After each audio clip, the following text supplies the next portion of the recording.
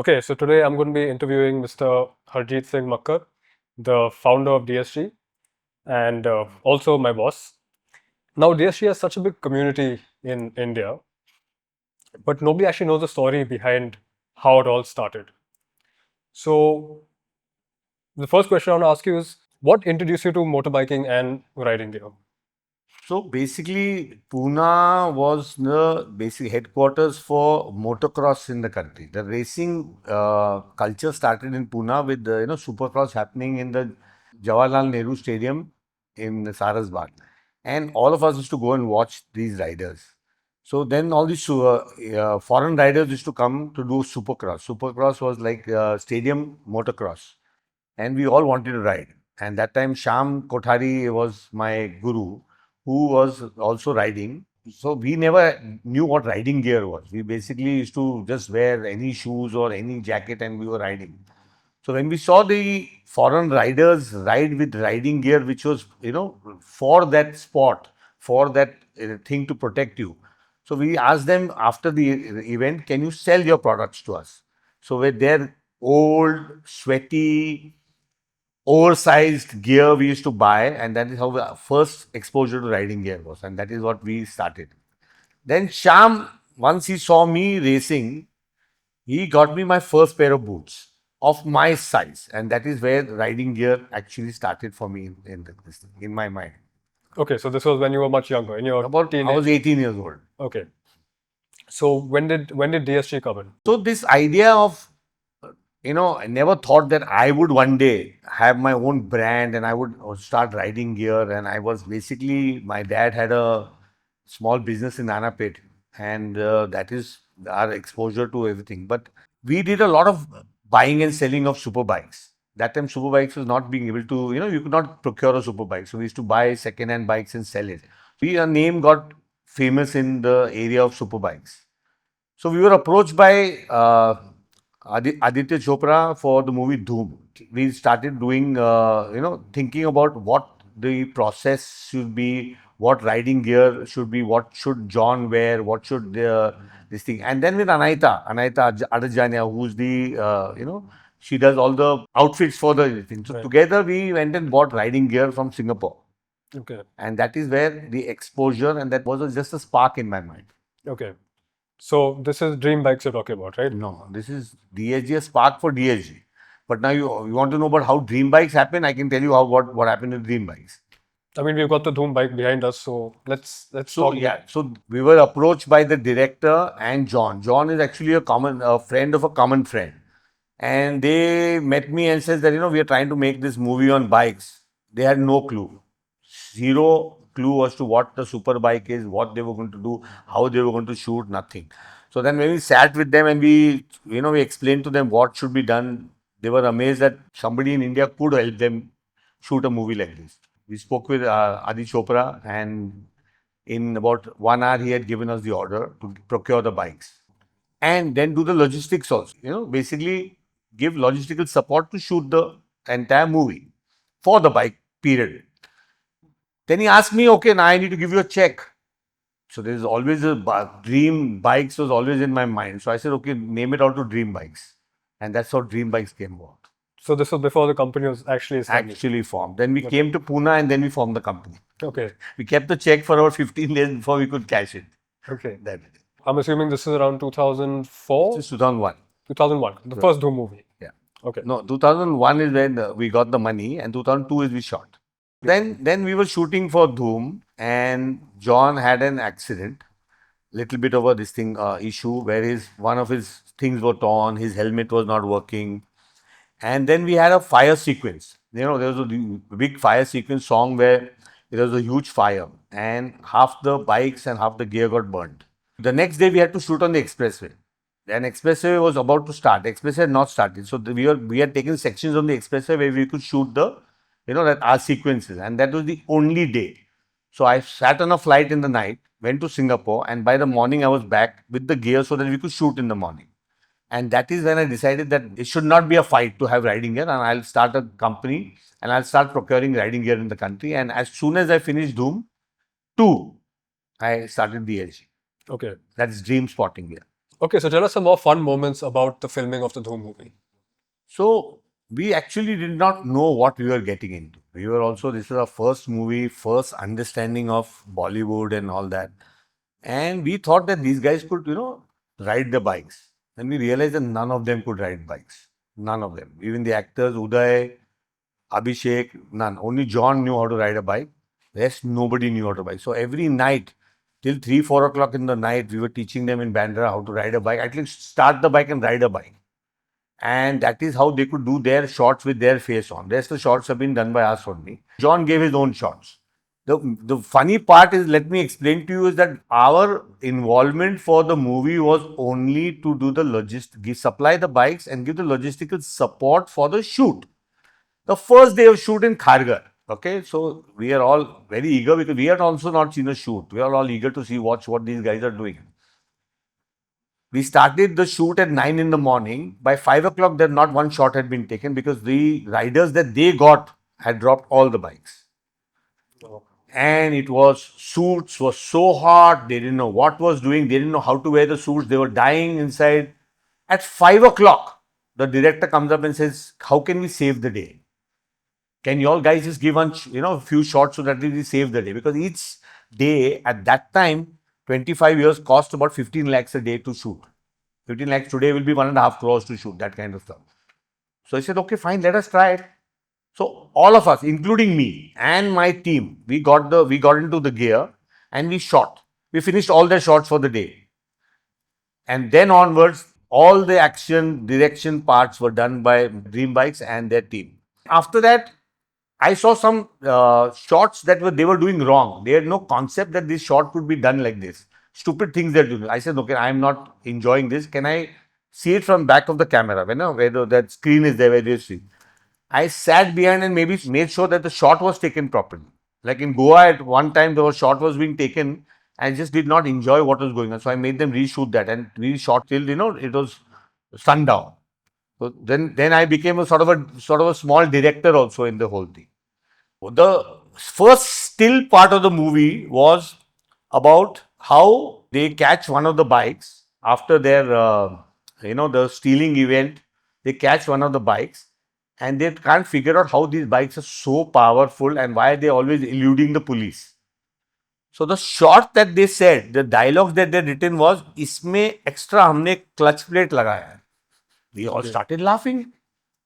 So when we started laughing, these guys said, "What the hell are you all laughing about?" I said, "You're all mad. How can you say stupid things like this?" So director was, he was embarrassed. The Uday was embarrassed. Abhishek was embarrassed. And what the hell this shot? I said, "Can we rewrite these dialogues?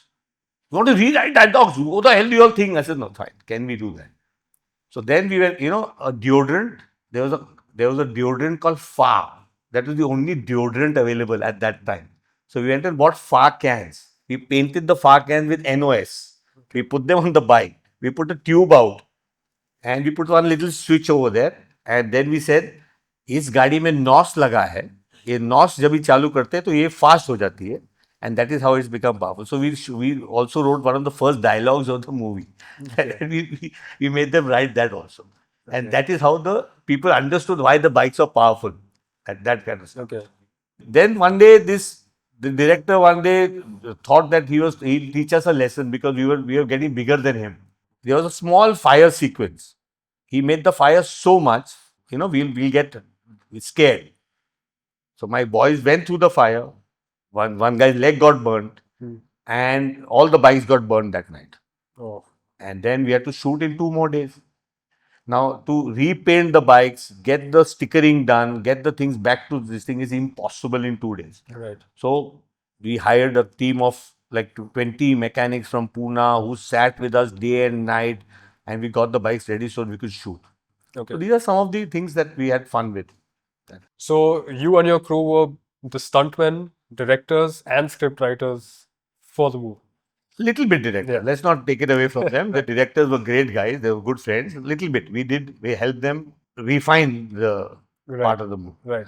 And you mentioned logistics. So since Superbikes weren't available in India at that time, how did you manage the logistics? So that was a big thing. It was, special permissions from the government, special stuff that we organized. We took exemptions from the customs, and we got the first lot of the Dhoom 1 bikes. Somehow we managed and we shot the movie. Dhoom 2, I went to Suzuki and I told them, see that you have used Suzuki's in your in the first movie. Why don't you all give me Suzuki for the second movie? And I got them sponsored free for Dhoom 2 from SMC Japan, that is Suzuki Motor Corporation Japan, gave me the bikes free. Okay. So this is how the bikes were procured for Dhoom 1 and Dhoom 2. And what were the difficulties you faced when you had to procure these bikes for the movie? So procuring the bikes was, without that we could not start. So procuring was difficult. How we managed that, somehow we managed, we got the bikes to India. Now the idea was logistical support and shoot the movie. So we had this huge trailer that you'll have seen in the movie where the bikes go into the trailer. Right. So that became our garage also and our storage also, plus we had a place where we could shoot and we moved the bikes from here and there. And we had a huge ramp at the back, Right. which is a hydraulic ramp. So how we Okay. managed that ramp, and ramp kept failing. Every time we were shooting, the ramp kept failing. And every time we used to also manage the ramp so that the ramp would fall and the bikes could go inside. Right. And if the ramp didn't open, the bikes could not come out and we could not shoot. Right. That is one of the biggest nightmares that we had. Then we were shooting for the first shot on the expressway. And when we saw that the van, which is like a 50-foot van, on camera was not showing up because it was fully black. Okay. So now they said, how do we make sure this shows up in camera? So how do we make this show up camera means how do I know? He says we need to stripe it. We need to stripe this 40-foot container by tomorrow morning. I said impossible. I mean, we can't paint the whole thing with this thing. So the art director is known as Mr. Guruji. Okay, he's a class man, old man who was a visionary, who used to know what shooting was. So he took me on the side and says, हमारे वहाँ ना no नहीं होता है, एक price होता है. हमारे में कोई भी शूटिंग में नो नहीं होता है. आप एक प्राइस बोलो कि ये कैसे होगा. तो ऐसे सर कैसे करूं? नहीं आप करो, हमको कल शूट करना है. So then I said, chal yaar, now these guys are giving us so much confidence. So we got 5 painters from everywhere. One guy started from the back, one guy started from the front, one guy started from there, and we painted this 40-foot container overnight so that we could shoot in the morning. So these are some of the things. Then in South Africa, now we had to shoot the helicopter from top, and helicopter is following Hrithik Roshan.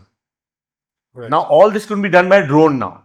Right. But we had to have 2 helicopters. One Russian helicopter which we were sitting in, which was shooting the other helicopter which was actually following this thing. Right. This is kind of shit that we have done. We had no idea, no concept when we did it. How we were doing it, we did it. Right. Then it was, how do we get these bikes from India to South Africa to shoot? That is Dhoom 2. How do we get this? How can we pay duty here? This custom duty was very high. At that time, the custom duty was 100%. Right. How do you pay 100% custom duty? Then not pay 100 custom there and get the bikes and then come back again. So there is a carnet or carnet treaty that is followed by all the nations in the world, where you can take goods duty free to another place and get it back, but you have to keep a deposit of the amount of vehicles, the cost of vehicles in the bank as a guarantee. This whole process was not known by anybody. Nobody had even done it in the country. So I went to Delhi, found the company, the government agency which was doing it. We organized it. We got all the paperwork done. We shipped the bikes from India. And how did we ship the bikes? We didn't take them by sea. We flew the bikes by air to South Africa. Now, the best thing was everything is done. South African customs were not leaving the bikes. So the first 2 days, everybody was waiting for the bikes. They were doing their shots and we were hiding our faces because we had nothing to do. Then the third day, the bikes were released and then we started shooting in South Africa. Okay. So there are lots of difficulties. I mean, these things that we have never seen. We were all very young and we just managed everything that we can do it. And also because of the Guruji taught us, there is no, there is only a price. And that has been my mantra forever, that there is no, there is nothing that we cannot do. We can do it, there is a price to do something. Right. That's, I mean, a great story. I don't think anybody's ever heard this story about the BTS of Dhoom and Dhoom 2. Correct. Okay, so before we move any further with DSG, I want to. This bike is the original bike from Dhoom, It correct? is the original bike. This is the This bike is what John rode, Okay. and this is the Dhoom bike, actual Dhoom bike. So how did you end up with the bike? I'm just curious. No, so 3 bikes were kept by me, and 3 bikes were kept by the movie house. That Okay. is Yash Raj Films. Okay. And out of the 3, 2 are now alive. One is still lying in parts around. So Okay. that one Busa and one Bandit is with us. Okay. So we actually refurbished it so that we could put it in the office and we could keep it as a memento for us. Okay. Okay, so Dhoom 2 wound up in 2005. Correct. After that, how did DreamBikes progress as a company? So if big bikes were available in the country, we could sell more riding gear. If there were more riding gear, more big bikes. So it was all synonymous with each other. So Right. after that, Suzuki company knew us very well. And Suzuki had just come in with their small scooters in the country. And the big boss was a friend of mine. So I approached him and I said, why shouldn't we get all the super bikes legally into the country? Whereas earlier everybody was just importing 1 or 2 bikes here and there. So he said, that's a very good idea. Why don't you explore the whole process? So from 2006 onwards, we lobbied with the government, explaining to the government that this could be done. We should be able to, do this. And that time, the finance minister was a little bit, who understood what I was trying to explain to him. He told me, give me a formal proposal, like how we should do it. So I told him that, we don't make any motorcycles over 600 Right. cc. So I said 600 cc and above, you should open it up so that it does not affect the Indian manufacturing. So what he did was, he went one step further. He did 800 cc and above. He opened it up. But Right. the process of lobbying with them took us 2 years. We were stationed in Delhi. We used to go to the ministry. We used to talk to them, explaining to them what superbikes are, what it will do, what will it do for the country's progress, economy. We explained to them. And then they, in 2007 end, they got a law in which they said that superbikes could be imported into the country 800 cc and above without staying under open general license, and that Okay. is how the law changed. So we did it for Suzuki because we were doing it for our own this thing, and that Right. opened the brand for everybody. Right. Then Suzuki saw that I had done this, and they gave me the distributorship for Maharashtra. Maharashtra was my zone to sell the superbikes, but I'm allowed to sell it all over the country. I'm the only dealer who's allowed to sell it all across the country. And that DreamBikes then became DreamBikes Auto Sales and Services Private Limited, that is Dream Suzuki. Okay. And that is how we started selling the big bikes. The fun part is our first billing was Dhoni. Mahendra Singh Okay. Dhoni was our first billing of Dream Suzuki. We sold him the Hayabusa as his first motorcycle and the Intruder. So it's been a good run from then onwards. We have now multiple branches in Pune. We had a branch in Delhi, we had a branch in Mumbai, but now we are only focused in Pune and we are selling all across Maharashtra now. Right. Like you mentioned, Mahendra Singh Dhoni was one of your first customers. There's a hidden side to DSG and DreamBikes that a lot of people don't know. All the celebrities that have been involved in the birth of DSG.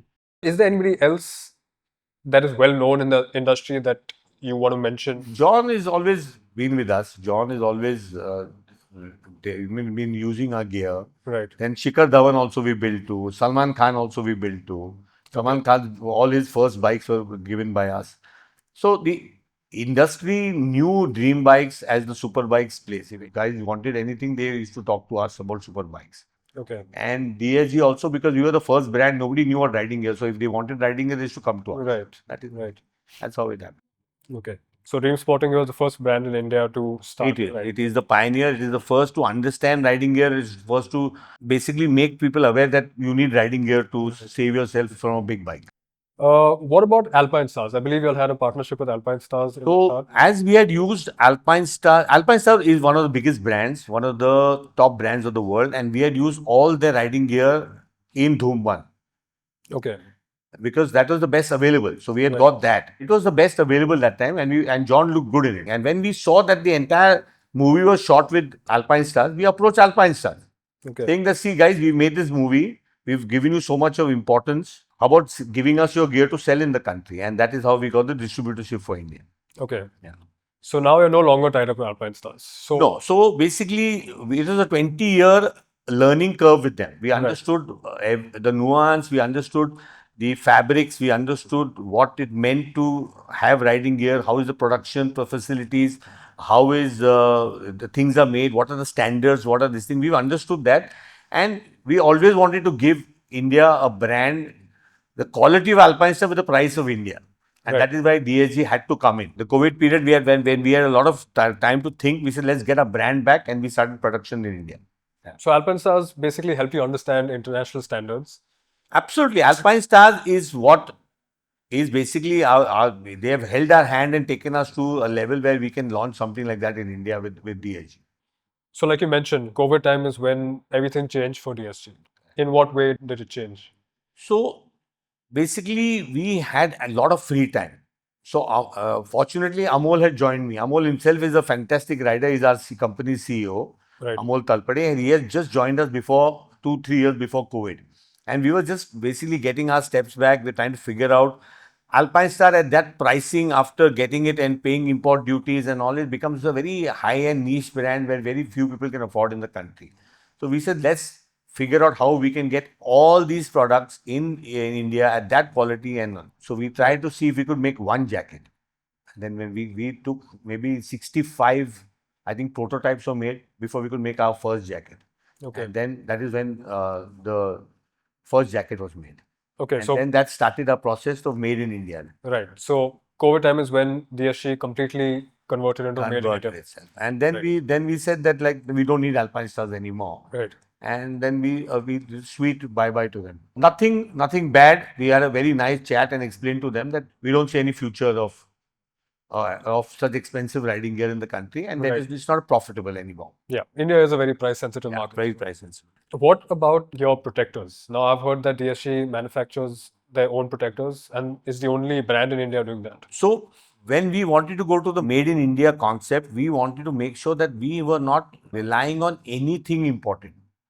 Right. We were not relying on anything that will stop our production of jackets. So we let's see how can we produce the protectors ourselves, and they should be internationally approved, and they should be CE approved. They should be impact resistant to Alpinestar quality or even better. So then we started. Our first one was the sponge ones, which we made, molds in India, which are very expensive molds in India. And we started producing that. That was our success. That is our starting. With level 2, we got those protectors done. Then we looked at that Alpinestars had already gone ahead with very malleable and a very easy flowing protectors. We made of a different material, and then we jumped onto Flexion. Now Flexion is the world's, I mean, you can compare it to any world standard protection, and also again with Indian price. Okay. And made by us in-house. Okay. So you had mentioned Dream Sporting Gear is now completely made in India brand. I mean, India being a very small market for riding gear, you must have faced a lot of difficulties in getting it made in India. So when you want to make a product from scratch in any country, you basically have to ancillaries supplying to you. Right. So when we opened our first jacket to figure out if this could be made by us, we figured that nothing was available in the country. Right. Not the fabric, not the protectors, not the zips, or anything, any part of the jacket was not to be made. So everything we had to make sure that we produced it so that we could make the final product. We could not buy it from somewhere and we could assemble the thing in India. So that was the process. Everything is from scratch. Everything process. First, the fabric. Fabric was not made in India by anybody at that time, because that kind of denier and that kind of GSM was not required by anybody unless you were in the army or it was used for a tent. Right. So then we approached Cordura. Cordura is the fabric that it's a licensed product by DuPont. DuPont told us that JCT Phagwara in Punjab is the only licensed mill that could make it. So we approached them. They started laughing. I said, who wants this fabric? Nobody's asked us. So I said, fine, can you give us that fabric? So then they said, yeah, we'll give you 10,000 meters if you give the order of 10,000 meters. One jacket is 2 meters. Okay. That's 5,000 jackets. Right. And we had not made a single jacket. So how do we give an order for something like that? Right. I said, just give the order. Forget it. And that also single color. 10,000 meters in a single color. I said, just give it, man. We'll see if we'll make it. Yeah. So that was our fabric product that we made. Of course, we've gone to much better fabrics now, because though that fabric is not up to the mark, it is not there. That was our trial products. That was our, stepping stone to better fabrics. See, basically, we are all riders. We have been riding from when when I was 12 years old, I've been riding a bike.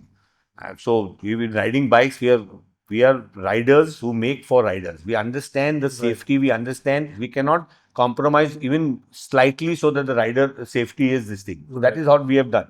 Every part, every process, every fabric, every zip, every stitch, every thread is known to us. We know what is being put into the fabric. We know what is the end product, how it will save the life, how it will save the person. That is why DSG is so different to everybody else. DSG, just, other people just go to a place, give an order and get the stuff made. They don't know what has been put in. We have made everything from scratch and we know what goes into a product. Right. The Race Pro is your highest selling product right now. So Race Pro was the first jacket that we made. The first, yeah, right. The first jacket that we made in India. We have lots of products that are there now. Everyone is a hit. Everyone is a star. Right. But of course, Race Pro is the starest of them all. Right. I mean, of them all. You had mentioned that it's the only perfected hump jacket that's been manufactured in this country. Absolutely. So we've not only by DSG, I think we are the only one in the world who has perfected the hump jacket that what we has done. Right. Not even Alpinestars has done it. Not even DSG has done it. No other brand has perfected a hump jacket, which is a race fit jacket. Right. With a pre-curved sleeves, which is a race fit jacket. Which we have. That's why I told you we had made maybe 300 prototypes. 64 samples before we finally came to a sample which we thought was the right thing to start production. Okay. And now we've reached the version 3 of the jacket. So every jacket has been a tremendous improvement on the earlier jacket. Right. And you very recently launched your first ever riding boot. How was that process? So riding boot was, I think, the most difficult and the most challenging thing that I ever done in my life. It has taken us 2 years. It has taken us more than 1 crore rupees of investment, infrastructure in molds, and we finally got a shoe which is equivalent to any riding gear brand in the world. We have all the safety norms. We've got everything there. But I still think there is a lot of improvement that can be done, and in the future we'll be producing more boots which will be even better than what is available abroad. Okay. At Indian pricing. Right. Right. Okay. And in India being a very I would say stubborn market when it comes to riding gear. What is your goal as a riding gear company? Rider safety. That's it. Our logo and our brand and our tagline shows this rider safety. It's to protect people's lives. Right. There are many times people have come to us, fathers with young boys who want to buy a Hayabusa as their first bike, and I have not sold it to them. Okay. I'm not selling you this Hayabusa. He'll kill himself, and that is so. I'm all for rider safety and for make sure that the person is safe. Okay. And make my products in the same way with the same quality, so that I can do maximum to save their lives. And what is your vision for DSG in the future? DSG should be selling everything from head to toe. Okay. That means including helmets. Right. So maybe I've given out something that we are going to do in the future. We will be from head to toe. We will protect you. Okay. So what's your final message to our viewers? Guys, don't compromise on quality of riding gear and riding gear itself. Please understand when your riding gear has been made for a certain purpose. It is to protect your life. Once you fall, it has saved your life, it has served its purpose. Don't try and repair something that is not repairable. Replace your riding gear with quality. It saved your life. Second thing, a lot of people don't know about helmets also. Helmets is that once you had a fall or once it has fallen on the ground, it develops slight cracks. It can not then save your life in case of a very bad crash. So helmets also need to be replaced. Riding gear also needs to be replaced if it's badly torn or it's in a bad condition. Right. Thank you for your time. It was a pleasure talking to you. Again, the founder of DSG, DreamBikes, co-director, stuntman of the DHOOM movies. It's been a pleasure. Thank you. It was great, man. Rehashing and reliving all our small achievements in life. Lovely. It was a great pleasure. I mean, let's do it again sometime. For sure. With more stories.